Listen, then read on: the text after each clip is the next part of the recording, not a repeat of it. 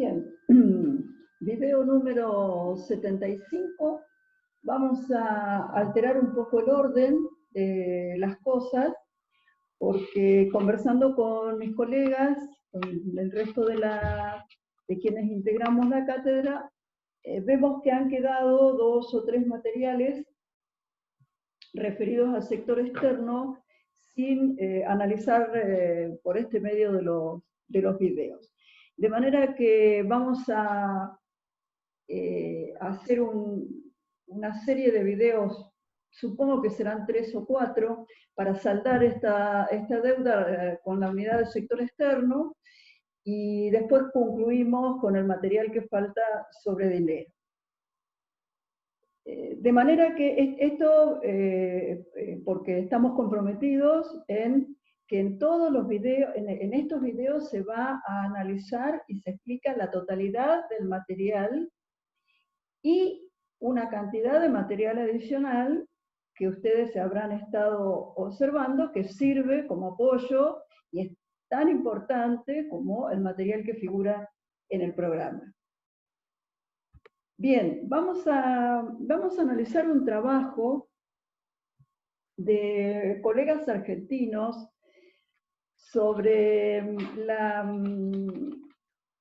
el periodo de gobierno 2003-2015, los dos gobiernos de Cristina Kirchner y el gobierno de Néstor Kirchner, pero desde la óptica del sector externo. Con lo cual, en este material que ustedes tienen a disposición en la PERCO, pueden leerlo, deben leerlo, mirar los videos donde nosotros ayudamos a ubicar los temas y explicamos, y después, por supuesto, en la clase con el contador Picot, en la clase con el contador Benítez, con el licenciado Joaquín Rodríguez, con estos materiales, estas clases han sido diseñadas para que con estos materiales leídos, los videos mirados, ustedes puedan trabajar a partir de las consultas, de las dudas, ejerciendo ustedes, llevando adelante ustedes un papel activo, de manera de poder desarrollar la actividad que ustedes necesariamente tienen que hacer para avanzar.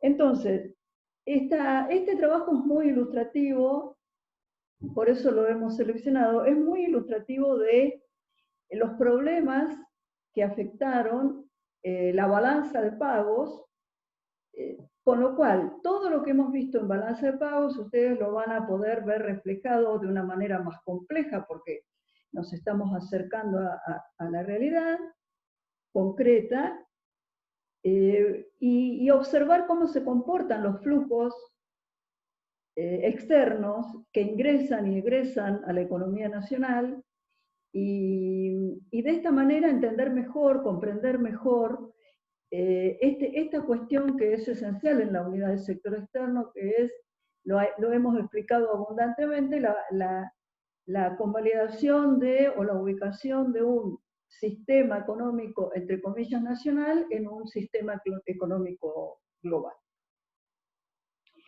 Bueno, comenzamos entonces. El tema que toca el artículo es el tema de la restricción externa. ¿A qué se denomina restricción externa? Bien, el término surgió en la época de posguerra, a partir de los procesos de industrialización que llevaron adelante un conjunto de países, entre ellos la Argentina.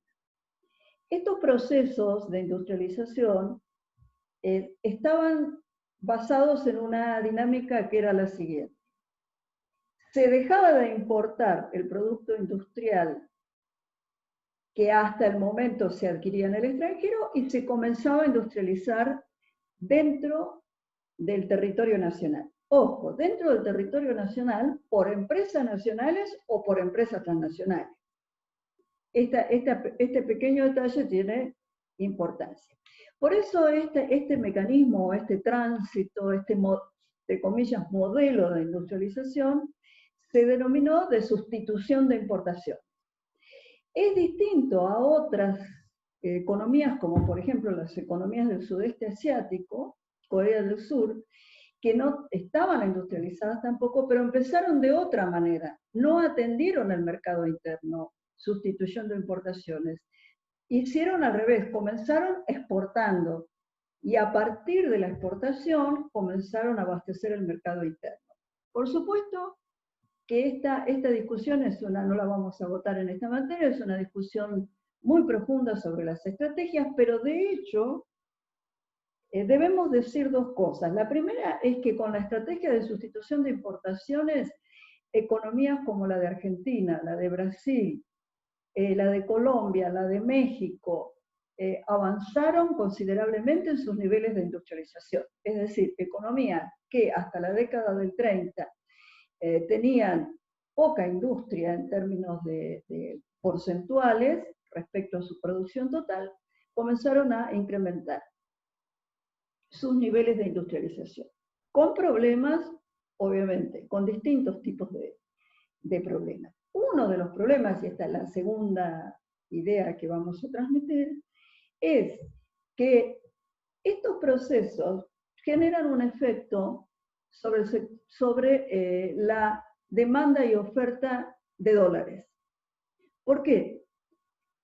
Porque cuando se opera en el mercado internacional, ya sea exportando, importando, pidiendo deuda, tal cual hemos intentado mostrar en la unidad respectiva, pidiendo deuda, recibiendo transferencias, de cualquier manera ingresamos a comprometernos, la economía se compromete con una variable, una moneda que es la moneda internacional. La moneda internacional desde la década del 70 se ha instalado el dólar como moneda internacional. Podemos seguir discutiendo esta hegemonía monetaria con sus distintas particularidades y fundamentarlas.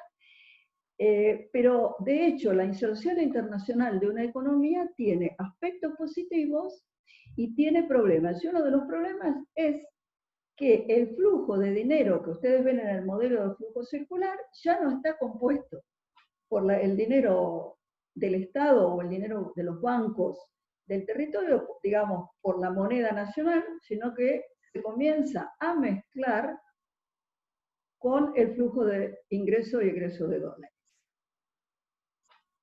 En segundo lugar, el proceso de industrialización en cualquier economía es un proceso que va avanzando a través de distintas instancias, etapas y grados. Entonces, en general, el proceso en Argentina comenzó con la etapa de lo que se llamó la industrialización fácil. ¿Qué significaba fácil?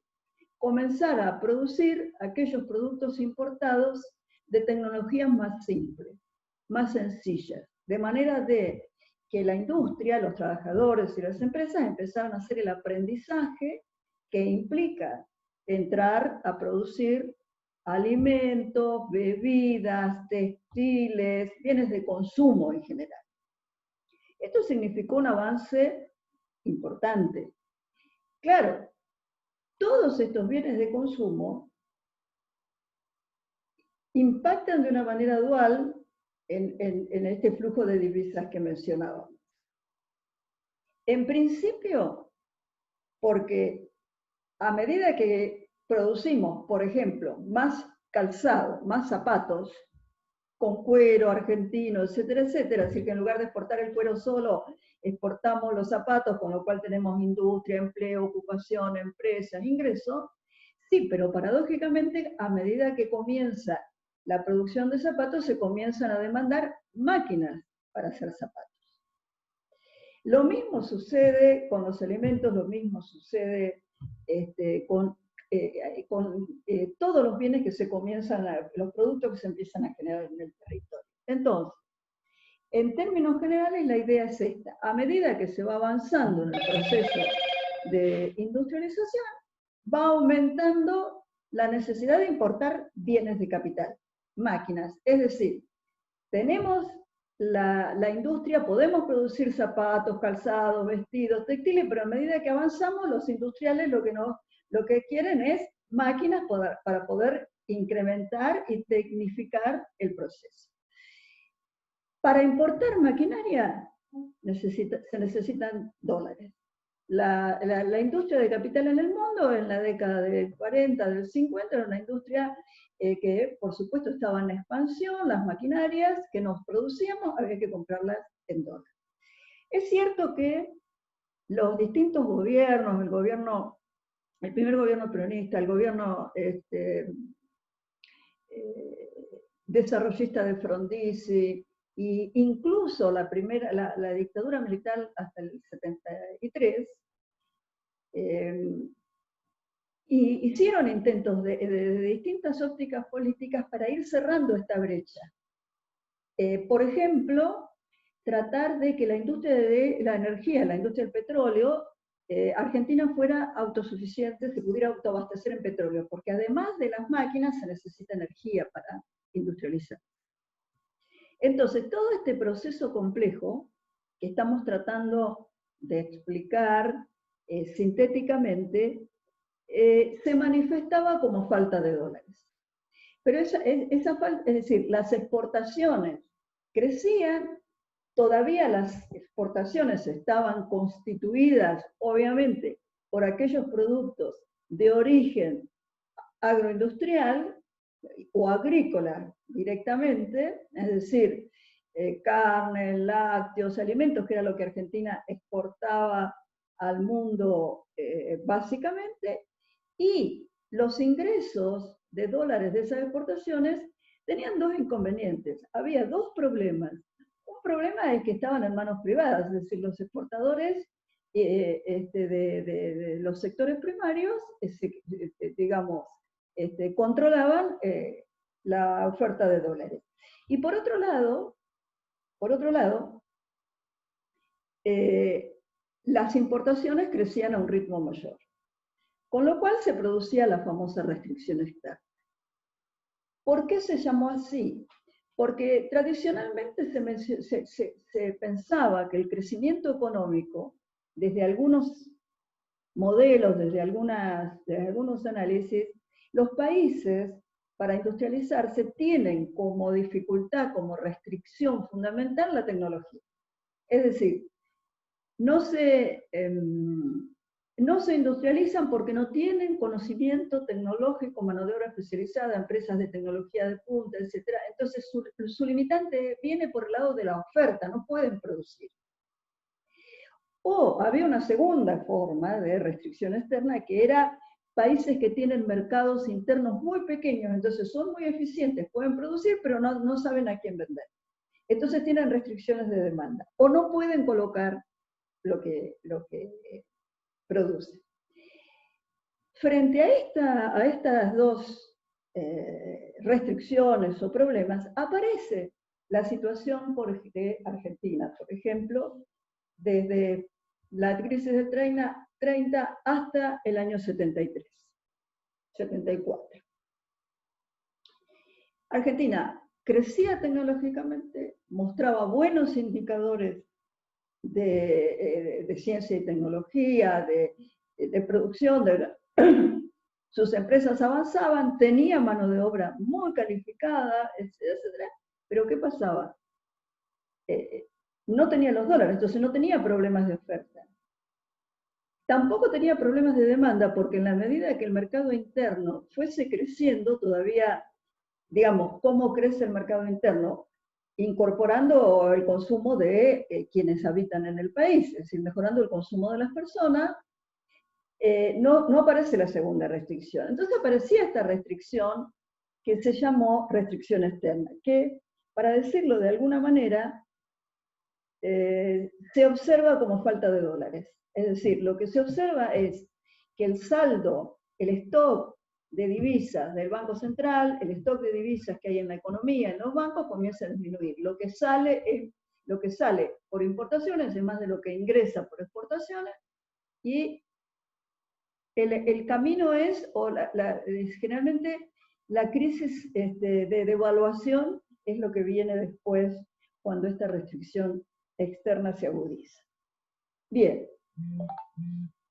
ahí arranca el trabajo. Entonces ustedes fíjense por qué es importante la balanza de pagos, porque nos está permitiendo como instrumento observar, nos está permitiendo mirar fenómenos que son típicos de economías, sistemas socioeconómicos que están buscando avanzar social, económica y tecnológicamente, y aparecen enfrentando un problema que tiene que ver con dinero, con divisas que es una moneda que emite otra nación. Bueno, esta famosa restricción externa se terminó de presentar de manera clara con la finalización, con el golpe militar del año 1976, donde a partir de ahí los últimos, los últimos rastros de políticas y de modelo económico que estaba direccionado a la industrialización, fue descartado. Se impuso un nuevo sistema económico que rigió desde 1976 hasta la crisis del 2001. Este nuevo razonamiento económico que podríamos denominar neoliberal proponía para el destino de la Argentina todo lo contrario. Argentina tenía que seguir produciendo sin industrialización, sobre la base de los sectores que a nivel internacional estaban creciendo, y abandonar sus planes industriales. La restricción externa estalló en todas y cada una de las devaluaciones que se fueron sucediendo, crisis devaluatorias que se fueron sucediendo desde el 76 hasta la última del 2001, que fue muy grande, de magnitud muy considerable, quizás la que vivimos en el 2015, perdón, en el periodo 2016-2019, donde enfrentamos una escasez de dólares desde hace años, agudizada, capaz que va a terminar teniendo más magnitud que la del 2001. Aunque hay, políticas tendientes, el gobierno está llevando adelante políticas tendientes a comenzar a resolver. Pero lo que queremos resaltar es que el problema se fue posponiendo y se fue soportando a través de crisis que se manifestaron como pérdida del poder adquisitivo de la moneda, pérdida del valor de la moneda nacional, pérdida de la soberanía de la moneda nacional, pérdida del poder adquisitivo de las personas, deterioro en el nivel socioeconómico de las personas, con subidas y bajadas. ¿Qué pasó después del 2001? Bueno, este es el periodo que comienza a analizar el texto. La idea central del texto es la siguiente. Durante los tres gobiernos analizados, si bien se lograron importantes avances y la restricción externa como se dice habitualmente, se hizo más laxa, hasta muchos analistas pensaron que habíamos salido de esa, que se había terminado la restricción externa. Sin embargo, los factores estructurales, los factores de fondo, que no son solamente económicos puros, sino que son políticos, ahora vamos a ir, políticos de poder y de estructura social, no fueron modificados. Y aparece un concepto acá, que es el concepto de bloque de clases dominantes. Entonces, este es un concepto político donde que pretende expresar lo siguiente.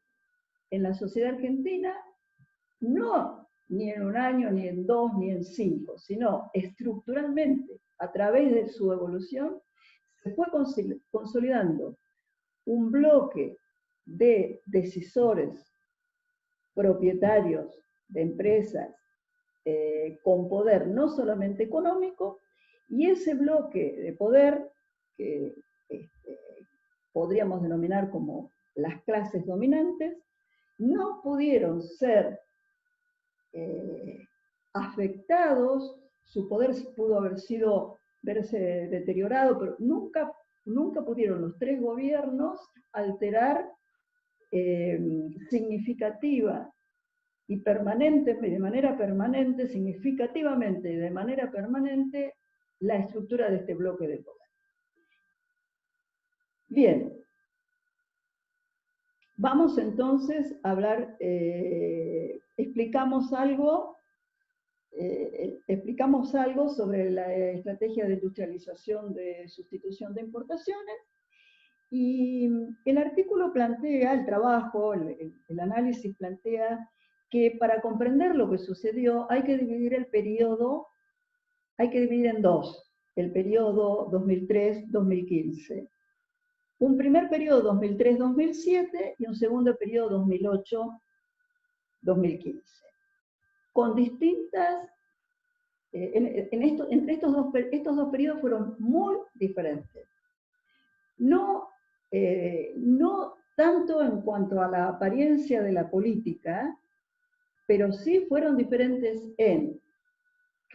muy diferentes porque la economía internacional, la economía global empezó a tener cambios importantes, y porque las propias transformaciones que fueron significativas consolidaron nuevas contradicciones sobre la base de una estructura productiva con los problemas que acabamos de explicar. Entonces, el primer periodo de 2003 al 2007 fue un periodo de un crecimiento extraordinario para la Argentina, 8% promedio. Nunca en la historia argentina la economía había crecido a esas tasas. El otro elemento que fue muy importante fue la renegociación de los pagos correspondientes a la deuda externa, con lo cual se liberó notablemente el tema de la presión sobre las divisas. La mayor producción tuvo un impacto positivo sobre los niveles de precios, que empezaron a estar, un país como Argentina, hiperinflacionario, estructuralmente hiperinflacionario, comenzó a tener una inflación para los niveles de Argentina razonable. Bueno, esto se terminó en el 2007, 2008 empieza otro escenario. El crecimiento baja a un crecimiento muy pobre, 1,5 de crecimiento promedio. Hubo años en que no se creció, en que se cayó el producto. La restricción externa comenzó a aparecer, y como consecuencia la inflación empezó a hacerse más grave. Bueno, tenemos en el gráfico 1, que explica todo el periodo. Si ustedes miran los gráficos mientras escuchan este video, van a comprender bastante bien las cosas. Como dijimos, digamos, la reducción notable y digamos, patear para adelante los pagos de la deuda externa, la renegociación fue muy significativa porque descomprimió el tema de las divisas. Pero lo que sí se observa en el gráfico 1, que ahí tenemos un concepto que lo vimos en balanza de pagos y ahora lo podemos ver claramente expresado en este gráfico. Exportaciones, importaciones, y vemos el saldo comercial. Lo que vemos ahí es que, bueno, paradójicamente, las importaciones bajan mucho cuando la economía decrece. Ustedes conecten esto con lo que acabábamos de decir sobre el proceso de la ICI, es decir, como la economía en el 2001 llegó a un, digamos, un piso,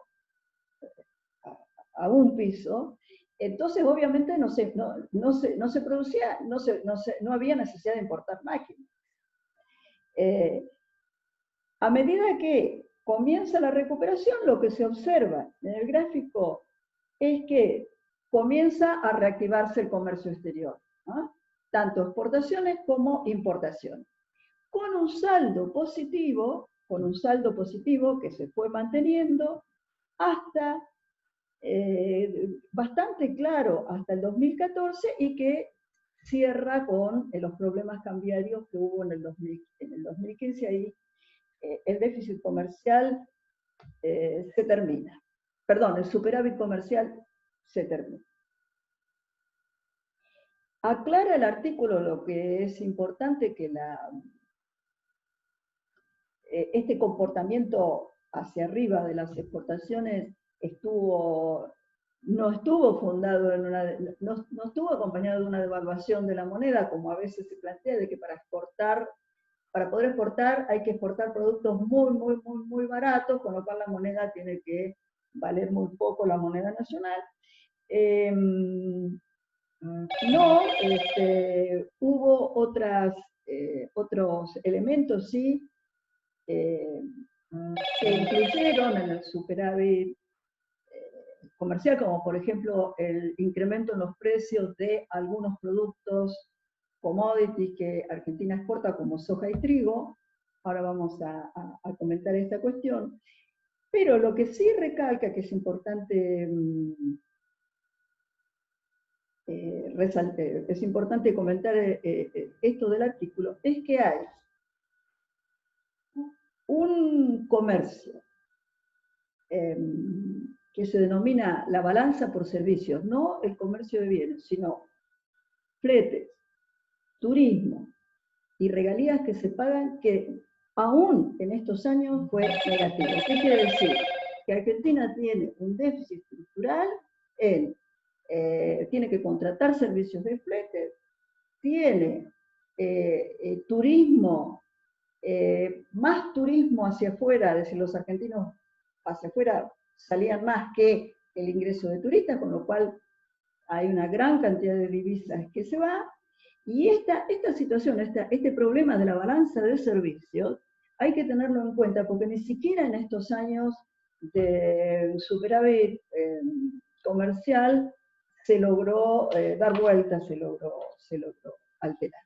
Entonces, el artículo lo que dice, el trabajo de los colegas lo que dice es que volvimos de nuevo a la restricción externa con un panorama parecido al que teníamos, apareció en la década del 50, en la década del 60, cuando la ICI, la industrialización por sustitución de importaciones, llegó a un estrangulamiento. Bien, un tema que nosotros analizamos cuando vimos Castro y Leza, sector externo de Castro y Leza, fue el de los términos de intercambio. Acá tenemos todo un tema para pensar. Por supuesto que no vamos a profundizar en esto, pero las exportaciones deben analizarse no solamente en términos de qué se exporta, cómo está compuesta la exportación, no es lo mismo exportar una cosa que otra, sino en cómo funcionan los volúmenes y los precios, porque si lo que se exporta es algo que cada vez tiene menores precios internacionales, entonces aunque exportemos mucho más, los dólares que entran son cada vez menos. Al revés, si se logra exportar productos cuyo precio comienza a subir, entonces tenemos más dólares por exportaciones, exportando el mismo volumen o menos. Esto fue, es decir, hubo un movimiento favorable de precios que contribuyó de manera considerable a este aumento de exportaciones y sostenimiento del superávit fiscal.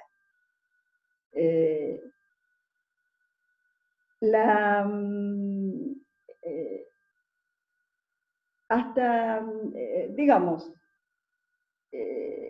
La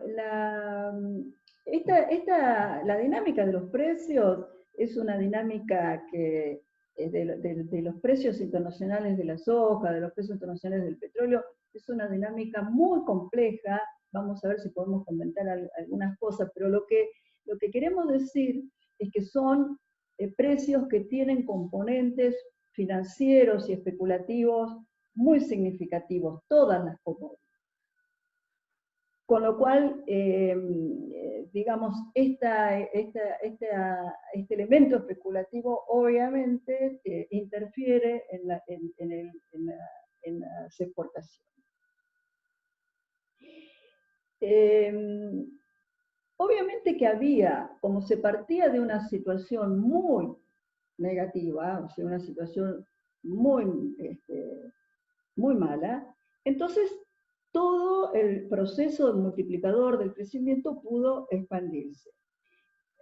Dos cosas, había capacidad ociosa en un porcentaje significativo, lo mismo que ahora estamos con un 50% de nuestra capacidad industrial utilizada, y de a poco, hace unos meses que con pandemia y todo, igual se va remando para comenzar más. Entonces, cuando hay capacidad ociosa, no hace falta importar tanto, porque no suben tanto las importaciones, pues se comienza a utilizar toda la estructura fabril, máquinas, instalaciones, fábricas que están paralizadas, abandonadas, subutilizadas.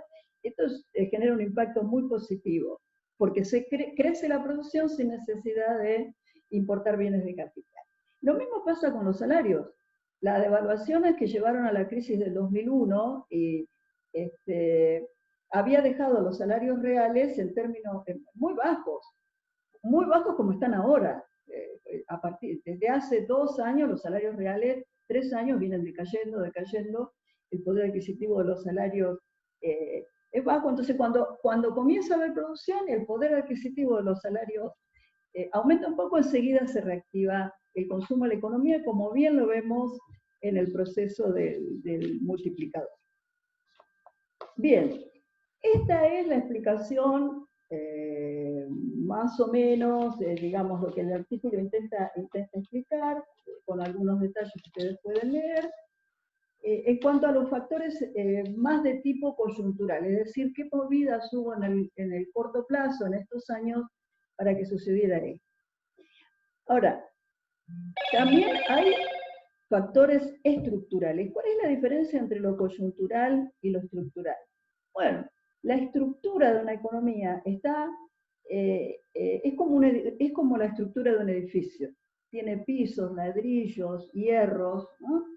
Esta estructura se va armando, se va consolidando a partir de crecimiento económico de muchos periodos. Entonces, puede la economía mejorar con mayor producción, mejores salarios, pero no se altera, no se llega a transformar la estructura. Es decir, el edificio se pinta un poquito, se arreglan algunas pérdidas de agua, etcétera, etcétera, pero si la estructura tiene problemas, si la estructura es inequitativa, si la estructura necesita ser alterada y no se altera, los problemas van a seguir. Bien, comentemos, por supuesto, algo referido a la crisis, porque estamos hablando del periodo 2008-2009, cuando este panorama comienza a cambiar. Comentemos algo sobre la crisis del 2008-2009, fue una crisis financiera muy importante. Vamos a ver si podemos sumar un video específico sobre esta crisis, pero en realidad lo que en términos se extendió a los sistemas productivos, el producto en Estados Unidos cayó 2,8% en el 2009, ya nunca volvió a crecer, durante muchos años fue creciendo a tasas moderadas. Las economías europeas se redujeron en 4,5% y tampoco empezaron. Entonces, la pregunta es, estos problemas que vinieron de esta crisis internacional, ¿cómo afectaron, de qué manera afectaron a a la economía nacional para, de alguna manera, contribuir a que esa evolución que venía bien se diera, comenzara a tener problemas. Bueno, hay varias cuestiones ahí que hay que señalar. Primero, lo que comentábamos sobre los términos de intercambio se alteró. Como consecuencia también del mayor nivel de financiarización de la economía global. ¿Qué quiere decir esto? Quiere decir que la economía global se fue desplazando, y esto lleva décadas, de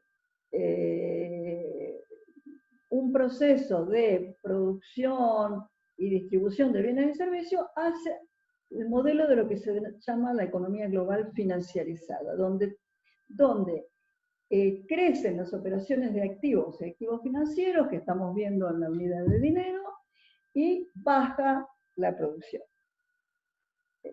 Este modelo de financiarización es muy complejo, vamos a ver si podemos, insisto, si podemos sumar, vamos a tratar de sumar videos lo más que podamos para esto. Entonces, esto por supuesto que influyó muchísimo. Hubo un impacto significativo en la economía de Brasil y un impacto significativo en la economía de China, que son economías que son importantes socios comerciales de la Argentina.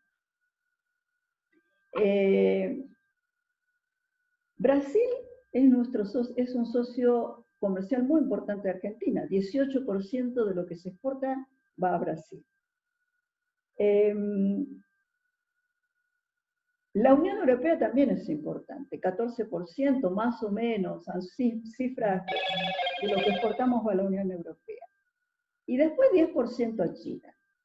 Entonces, fíjense ustedes lo que acabamos de decir, 3 de nuestros mercados internacionales importantes sufrieron caídas en la producción, quiere decir que importaban menos, es decir, ahora a ellos les pasaba que las importaciones se caían. Las exportaciones nuestras son sus importaciones. Hay otro tema muy importante que es el que mencionábamos al inicio, referido a la economía de nuestro territorio. Entonces, recordemos la diferencia entre economía interna y economía nacional, cuentas nacionales. La economía argentina está extranjerizada. ¿Qué quiere decir? Que los porcentajes de empresas de capitales extranjeros que producen en nuestro territorio son significativos. No hay empresas nacionales, de capitales nacionales, produciendo en sectores clave. Por supuesto que este es un problema muy complejo porque diferenciar o decir ahora qué es un capital extranjero, qué es un capital nacional es muy difícil porque el origen del capital no implica que el comportamiento de la empresa no sea transnacionalizado, es decir, hay empresas de capital nacional que producen, exportan y dejan en el extranjero los dólares que exportan y utilizan a la geografía nacional únicamente como acumulación de dólares afuera, con lo cual se benefician únicamente ellos como empresa. Pero este problema es un problema estructural significativo. En el tema de los precios, que vuelvo a repetir, el precio de la soja, el precio del trigo, el precio del petróleo, todo comenzó a bajar. No se olviden que estos precios tienen un componente especulativo muy fuerte, porque todas las commodities tienen mercados a futuro. ¿Qué quiere decir esto? Que no solamente se compra y se vende en los mercados internacionales, por ejemplo el trigo, opera sobre las compras y ventas de lo que se va requiriendo, sino que se compra especulativamente esperando que el precio del trigo suba para comprar barato y hacer una diferencia de precio. Esto no tiene nada que ver con la industria ni con el agro, es un movimiento especulativo. Estos movimientos especulativos se ven en el precio del petróleo, se ven en el precio de la soja, se ven en el precio de todas las commodities. Con lo cual, lo que queremos decir, lo que intenta mostrar el artículo, es que hay movimientos de precios que nos perjudican en cuanto a la economía, pero que tienen como origen movimientos especulativos en los mercados de capitales globales, a través de estos precios futuros.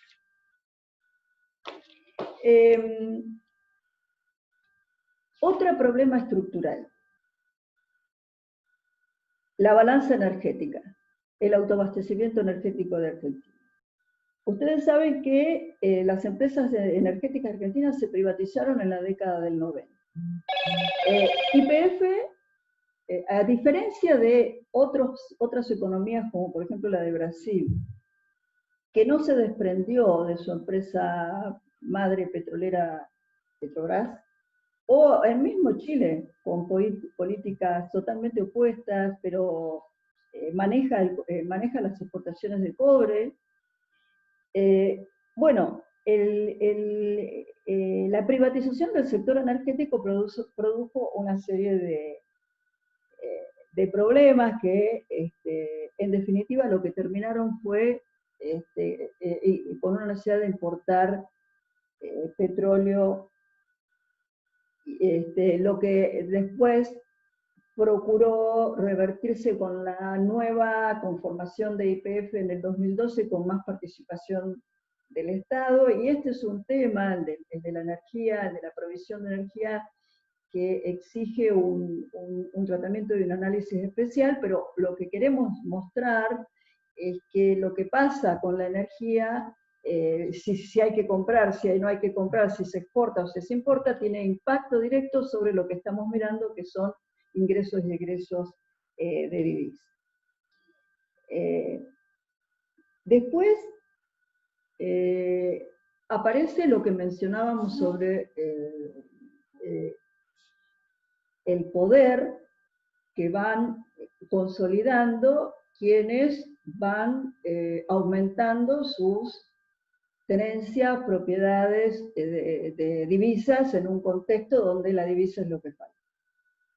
Y en este sentido, hay un conjunto de actores sociales en Argentina que desde hace décadas van consolidándose como proveedores, tenedores de grandes, importantes volúmenes y montos de dólares bajo distintas formas, y tienen lo que denomina el artículo poder de veto. ¿Qué quiere decir poder de veto? Bueno,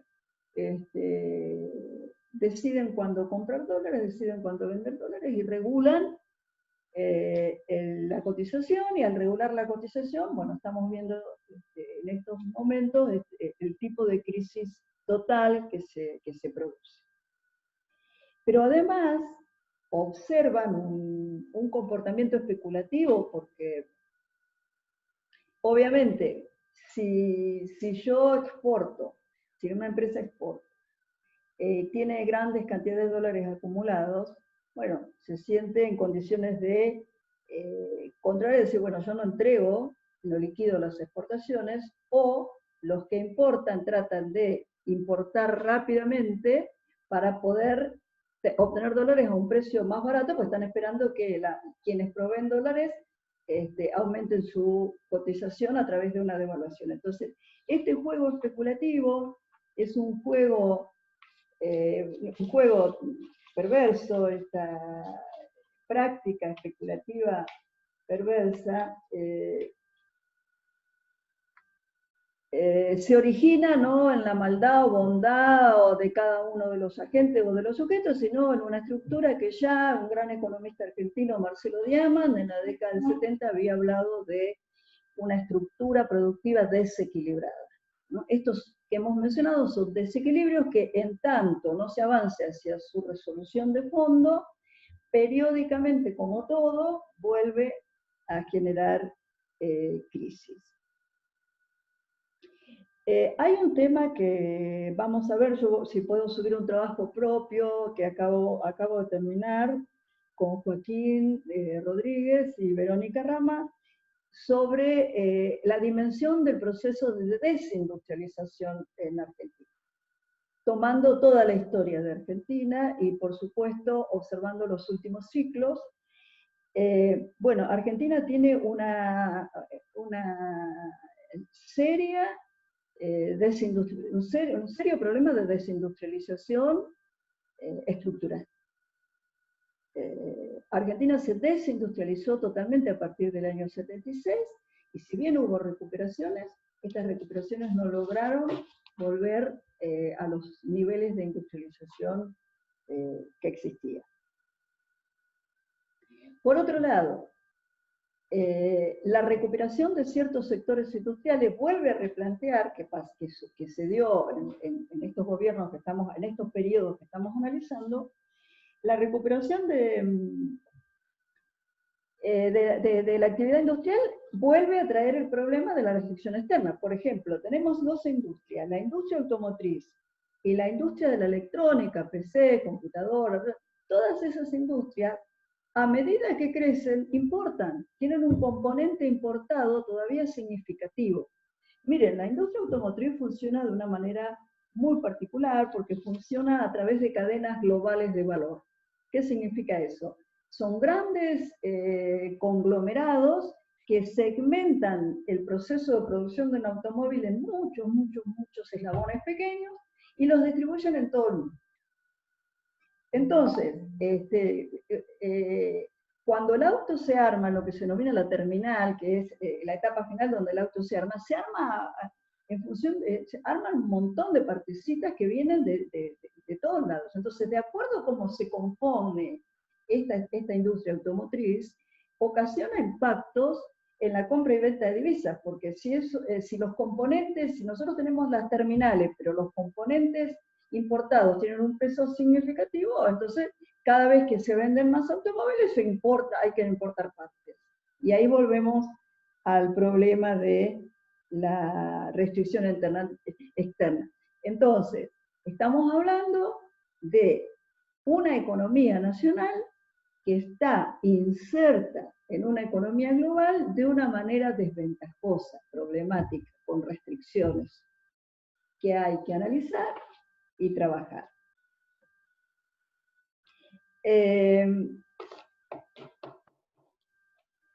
Bueno, un comentario que quedó sobre la cuestión de la energía, sobre la cuestión de la energía.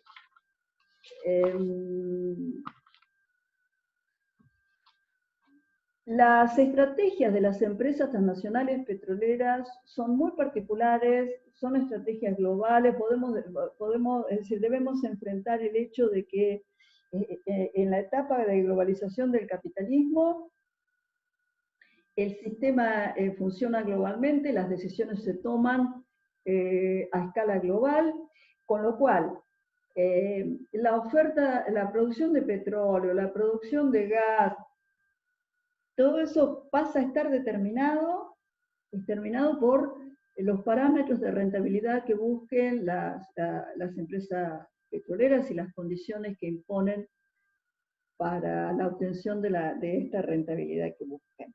Entonces, sobreexplotar yacimientos, no invertir explorando nuevos yacimientos. Tenemos el tema del fracking, lo que se llaman las técnicas no convencionales para la extracción de petróleo, extremadamente complejos. Entonces, todo esto que venía fue haciendo crisis